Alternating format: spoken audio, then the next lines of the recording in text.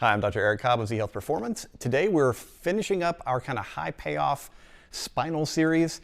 I started off this year thinking, hey, what can I show people that is very fast and effective for spinal issues? And what we decided to show you was just a very simple approach utilizing isometric exercise to improve lateral bending. All right, lateral bending is one of the things that people lose constantly whenever they're having spinal dysfunctions of any kind. So restoring it can be like magic. The problem is often that people want to do a lot of mobility work, but mobility work by its very nature can be kind of scary to the brain and increase muscle spasm and pain. So often the simplest way to do this is by utilizing very precisely targeted isometric exercise. If you haven't watched the rest of the series, go back and watch the first one on the pelvis, because I cover a little bit more in depth why we're doing what we're doing, but here are the basics. We're going to put the muscle into a shortened length. We're going to contract at 30 to 40% of our maximum, and we're going to hold it for between 1 and 5 minutes. It's not a short, fast, hard contraction. It is a long duration, relatively low-grade contraction. The research on this is very definitive that if we're dealing with movement dysfunction and pain, that's the way to go. All right, so if you are new to Z Health, we are a brain-based education company. Obviously, we talk a lot about neurology and bringing neurology into the movement science world. So if you are a doctor, coach, or therapist, please subscribe to the channel, check out our free resources. Currently, we have coaches in over 110 countries. So again, bringing neurology into movement for us is the future, so I hope you'll join us as we get there. Now, let's talk about the neck. What I'd like for you to do, if you are having any kind of neck issues, and even if you're not and you're just trying this, I want you to try some movement. So go through neck flexions and extensions, go through rotations, go through lateral glides, make some circles, look back, up to the ceiling. I don't care what you're doing, but I want you to test your current range of motion, your current comfort level. Specifically, I want you to really pay attention to rotation. The other thing I want you to do is test your shoulders. So check abduction and adduction, check flexions and extensions, internal and external rotation, check it on both sides. Warm up your neck, warm up your shoulder, because after you do the neck lateral flexion isometric, you're going to retest everything and see if it made a difference, because very often what you'll find is that whenever we do these long hold isometrics, we will see radical improvements in multiple areas of the body. I'm not going to get into the complicated neurology of that, but just understand that it's not magic, it is science. There's some cool stuff that happens, but it may depend on how your individual nervous system is responding. So for the neck, you're going to divide it up into two spots. We're going to think upper cervical spine, and we're going to think lower cervical spine. So whenever we're doing our lateral flexion work, I'm going to have you choose.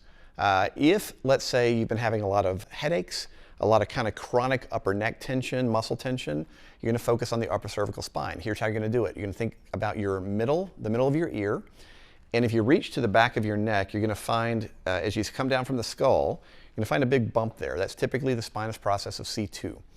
So those are going to be our landmarks. What we're going to do is we're going to get nice and tall. We're going to try to bring the middle of our ear and make it almost move like it's going to touch that big landmark from C2.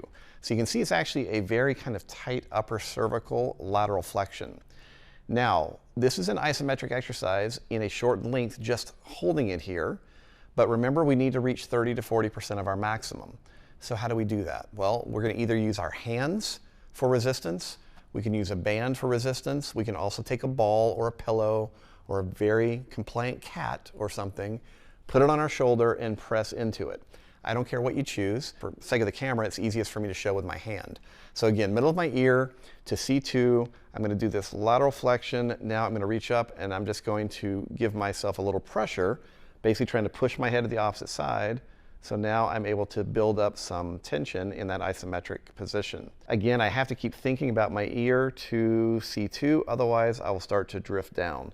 So this is a nice, very focused upper cervical lateral flexion exercise, and I would be here, again, for a while. So make sure you're using the timer on your phone to hit that 1 minute to 5 minute window. Normally I start off at 60 to 90 seconds and then build up. Now, that's version 1, that's the upper cervical spine. We're going to now repeat this, but we want to now go for the lower cervical spine or think about the whole neck at the same time. So I'm going to use my ear again, but this time I'm going to think about coming all the way down to the base of my neck, finding the big bump there, which is typically the bottom of your cervical spine.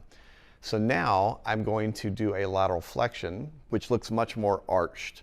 So I'm going to tilt my head and neck, and once I'm here, again, I'm going to try and pull my ear to my spine. It actually is a very kind of tight feeling. Once again, I'm contracting isometrically. I'm in that shortened position as I want it, but I need to add some resistance. So again, I'm going to use my hand or a band from the top or press into a pillow, whatever it is, so that I can increase the tension a little bit. Because this is a precarious position, I want you to go slowly getting in and out of it. If you notice that you're getting any kind of weird tingly sensations or whatever in your arms or anywhere else in your body, probably back off. This, as I said, is a more precarious position, so I do not want you to hurt yourself.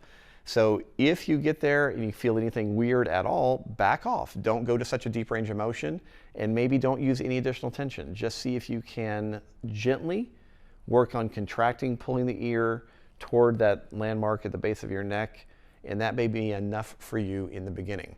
So after you've hit your 60 to 90 seconds, come up, try to relax any tension that's developed, and then I want you to go back and retest your range of motion.